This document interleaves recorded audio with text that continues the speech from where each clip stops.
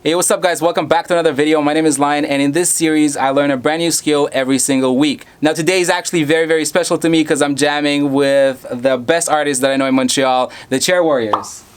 Yo yo! I'm gonna put a little snippet right now so you guys can check them out. Cause it's a bad world, the kind of mad world.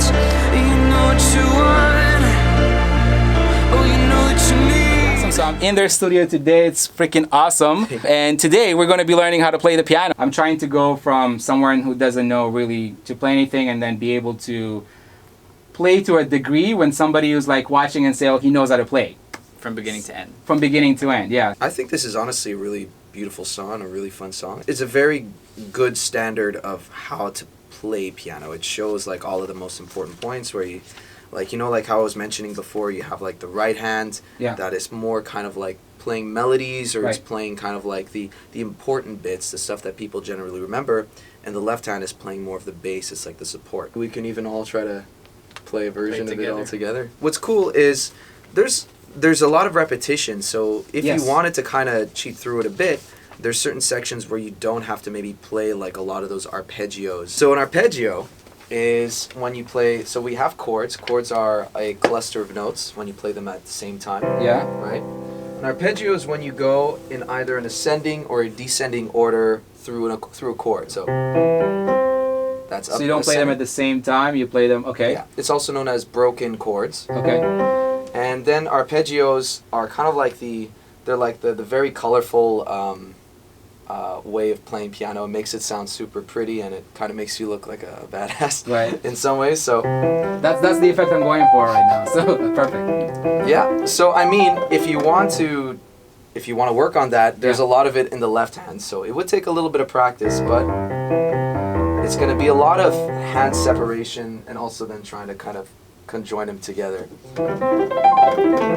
Take it step by step, so one hand at a time. Yeah.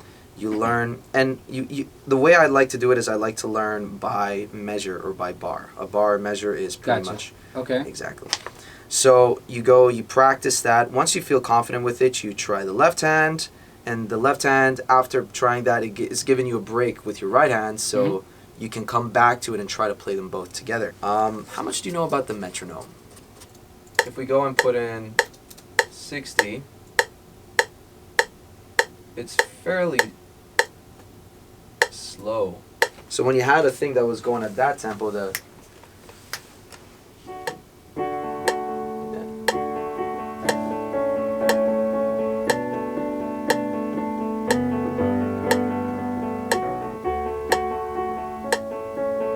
that's going to be kind of like the speed that you played at. That's kind of the speed that you would play that at its full kind of speed. Obviously, you take it slower at the beginning just to try to learn it, but yeah. By the way, the song that we're doing is it's true. Someone, I don't know if you can see this, Someone You Love by Lewis Capaldi. So I'm sure you guys know the song, and that's kind of the reason why I chose this, because everybody knows the song, and I wanted to play something I know and something I find really beautiful. So yeah. Basically, there's simpler ways to play the song than this. Exactly. Like, there's way more basic ways to play it. But if you're up for a challenge, then this has a little bit more flash, a little bit more technical aspects to it. Do you know Tim Ferriss? Yeah. So I'm a big follower of his 80-20 rule. Okay. So you find the 20% of the effort that gives you 80% of the results. Right? So there's always a 20% that's the most important, that's going to give you the majority of what you need to know. So if you find that 20% that you need to know, then you'll have all your bases covered. Yeah. And then to get to 100%, you're going to have to put in that extra 80% of effort, which very few people do. And it takes a lifetime of work. But if you just hit that 20%, that crucial 20%, you won't have like a master level, but you'll have your bases covered. Yeah. And what's cool is that you can kind of fake a lot of musical changes by using what we call dynamics. And dynamics is just it's like the differences in volumes. So for example, you have like very soft sections, and you have very hard sections, like that. So if, say you have the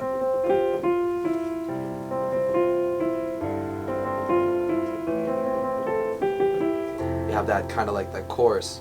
So the first section, when you do the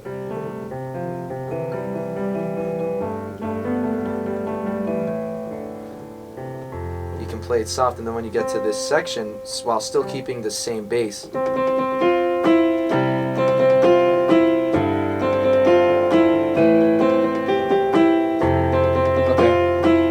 so obviously by increasing the volume, you've changed the feel of the song in many ways, so you can kind of cheat that way too. Your bass notes change, you can switch your pedal, or you can release your pedal. Release, yeah, okay. So you can go like press, switch. I got you. Okay.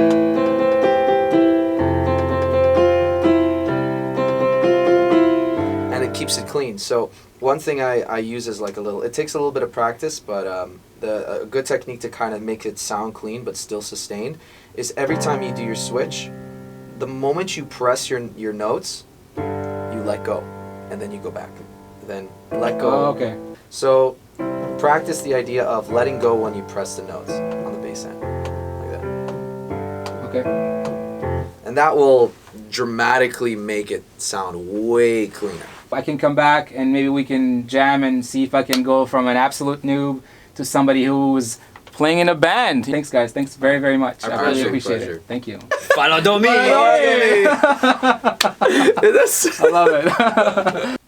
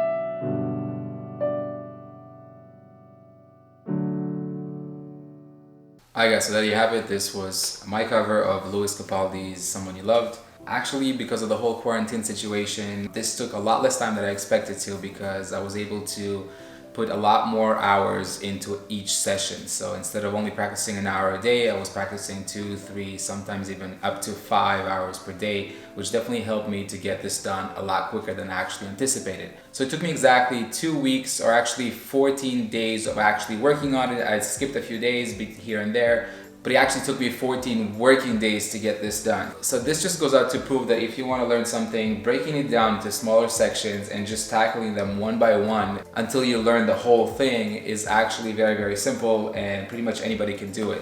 Now, the hardest part for me to really get this done wasn't actually learning the piece, but it was finding the right sheet music in order to learn this. I totally believe that you can learn anything, but there's just a physical piano skill that you really get only after years and years and years of practicing. Alright, so I know at the beginning of the video we mentioned while I was at the studio with the Chair Warriors that we were going to come in together and play this whole piece together, but unfortunately because of the whole quarantine situation, we obviously are unable to do this right now. However, once this whole quarantine situation blows over and we are able to start seeing people again, I really want to get back to the studio with the Chair Warriors and record this together as a band rather than just me playing it by myself. Other than that, thanks for watching this video. If you made it this far, maybe give me a thumbs up and subscribe if you aren't already. And until my next video, don't forget to stay unchained. Peace. Do just what you want.